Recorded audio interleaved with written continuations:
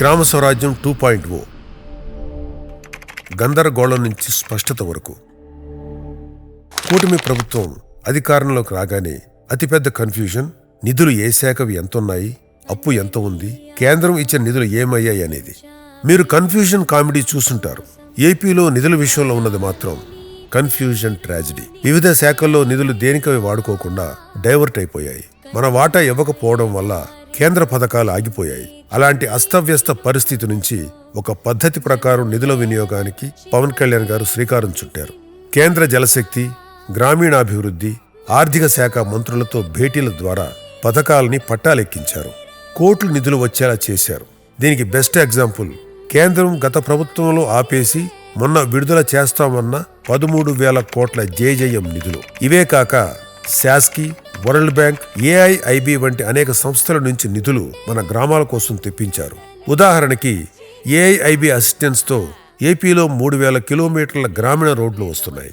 వాటిని సరిగ్గా వాడటంలో కూడా పవన్ కళ్యాణ్ గారి శాఖలది ఒక రికార్డు. ఇది మనకు మన్రేగా విషయంలో స్పష్టంగా కనిపిస్తుంది. కేంద్రం నిర్వహించే ఆర్జీఎస్ఏ సర్వేలో ఏపీ గ్రామీణాభివృద్ధి పంచాయతీరాజ్ శాఖ గత ప్రభుత్వ హయాంలో 24వ స్థానంలో ఉంటే అది నేడు 4వ స్థానానికి రావటం మన జనసేనాని పనితీరుకు నిదర్శనం. పంచాయతీలకు నిధులు. తమ పార్టీ వాళ్లే పెద్ద సంఖ్యలో సర్పంచులుగా ఉన్నా కూడా పంచాయతీలకు నిధులు ఇవ్వని పార్టీ దేశంలో ఏదైనా ఉంది అంటే అది వైసీపీ. తమ పెత్తనం కోసం పంచాయతీ వ్యవస్థను వైసీపీ నాయకులు నిర్వీర్యం చేశారు. కానీ నిధులు సమకూర్చడం ద్వారా పవన్ కళ్యాణ్ గారు పంచాయతీరాజ్ శాఖని రివైవ్ చేస్తున్నారు. అధికారంలోకి రాగానే మొదటి ఇండిపెండెన్స్ డేని గ్రామ పంచాయతీలు గౌరవప్రదంగా జరుపుకునేలాగా నిధులు సమకూర్చారు. 34 సంవత్సరాలుగా ఈ పండుగలకి, జెండా వందనం పండుగ కానీ, గణతంత్ర దినోత్సవానికి కానీ 100 రూపాయలు, 200 రూపాయలు చొప్పున ఇచ్చేవాళ్ళు. ఈ మొత్తాన్ని గణనీయంగా పెంచాలని చెప్పి కూటమి ప్రభుత్వం నిర్ణయం తీసుకొని జీవో జారీ చేసింది. నాలా, non agricultural land assessment act అంటే నాలా నిధుల్ని కూడా పంచాయతీలకు వచ్చేలా పవన్ కళ్యాణ్ గారు కేబినెట్ సమావేశంలో చెప్పి మరీ చేయించారు. దీంతో గ్రామాలకు నిరంతరం ఒక ఆదాయం వచ్చే మార్గాన్ని చూపించారు. Form Pond's. ప్రపంచం మొత్తం నీటి అవసరం పెరుగుతూ పోతుందని తెలుసు.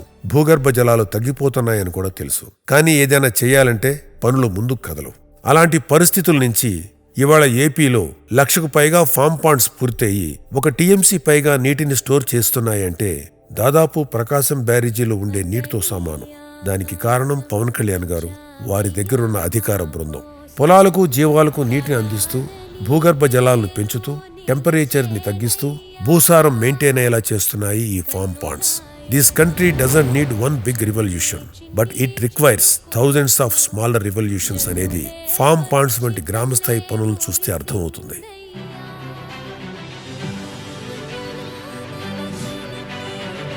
లక్ష 55,000 నీటి కుంటలు ఈ రోజున మన టార్గెట్ మనం 1,55,000 పాండ్లు నీటి కుంటలుగా నిండితే 1 టీఎంసీ వచ్చేస్తుంది. రైతుల సంక్షేమం కోసం గ్రామీణ అభివృద్ధిని దృష్టిలో పెట్టుకుని మహాత్మా గాంధీ జాతీయ గ్రామీణ ఉపాధి హామీ పథకం కింద ఈ ఫామ్ పాండ్స్ చేపట్టాం. ఎందుకంటే వర్షాలు రాగానే నీటి కుంటలు నిండాలి. అంటే 1,55,000 పాండ్లు గనక నీటి కుంటలు గనక నిండితే మనకి ప్రకాశం బ్యారేజ్ లో 3 టీఎంసీలు నీళ్లు. అలాంటిది మనకి 1,55,000 పాండ్లు నీటి కుంటలు గనక నిండితే 1 టీఎంసీ వచ్చేస్తుంది. బాధ పవన్ కళ్యాణ్ గారికి బాగా తెలుసు. ఈ పారం పండు ఇవ్వడం వలన మాకు సాగు చేసుకోవడానికి సమ్మర్లో చాలా యూజ్ అయితే అవుతుంది. హృదయపూర్వక నమస్కారాలు సార్ మాకు ఇచ్చినందుకు.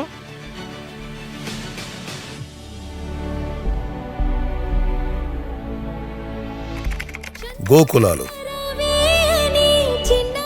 రైతులకి భూమి కంటే భరోసాతో ఆదాయాన్నిచ్చే పాడి పశువులు రైతుకు ఆసరాగా నిలిచే పిల్లల్లాంటివి. పంట పండించడంలో, కష్టం వస్తే ఆదుకోవడంలో ఈ పాడి పశువుల వాట ఎంతో చెప్పక్కర్లేదు. అలాంటి పశు సంపద రక్షణకు గ్రామస్థాయిలో చేపట్టిందే గోకులాలు, క్యాటిల్ షెడ్స్. మొత్తం 34,000కు పైగా గోకులాలు లక్ష్యంగా పెట్టుకుని ఇప్పటి వరకు రాష్ట్ర వ్యాప్తంగా 8,000కు పైగా పూర్తయ్యాయి. పాడి పరిశ్రమలో ఏపీ రైతులు దేశంలోనే టాప్ 3లో ఉంటారు. అలాంటి వారికి అండగా నిలబడటం మన బాధ్యత అనేది కళ్యాణ్ గారి ఆలోచన. వీటికి అనుబంధంగానే క్యాటిల్ పాండ్స్ అంటే నీటి తొట్టెలు కూడా ఏర్పాటు చేశారు. ఇప్పటి వరకు 15,000కు పైగా నీటి తొట్టెలు పూర్తయ్యాయి. ఇవన్నీ చిన్నవిగా కనిపించే చాలా పెద్ద పనులు. రైతుకి అడుగడుగునా భరోసా ఇచ్చే రియల్ గేమ్ చేంజర్స్.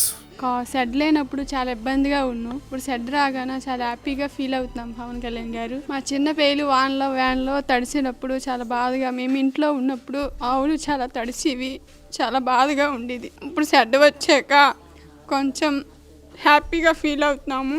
వర్షం వచ్చేటప్పుడు తడిసివి మేము చాలా బాధపడేవాళ్ళం. మేము ఇంట్లో ఉన్నప్పుడు అవి చాలా బయట ఉండేవి, దోమలు కరిచేవి. వర్షం వచ్చి మెరుపులు వచ్చేటప్పుడు చాలా జడిసివి అవి. స్వచ్ఛ రథం. ప్రపంచం వేస్ట్ డిస్పోజల్ నుంచి వేస్ట్ మేనేజ్మెంట్ వైపు వెళుతుంది. అప్పుడు మన అవసరాలు తీరడమే కాదు, పర్యావరణం కూడా బాగుంటుంది. ఆ ఆలోచనతోనే మొదలైంది స్వచ్ఛ రథం.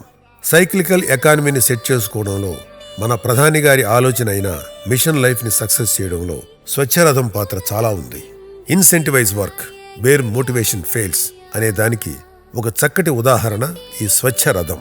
ఈ చెత్తను చాలా పంచాయతీల్లో ఎరువుగా మారుస్తున్నారు, రైతులకు చౌకగా అందజేస్తున్నారు కూడా.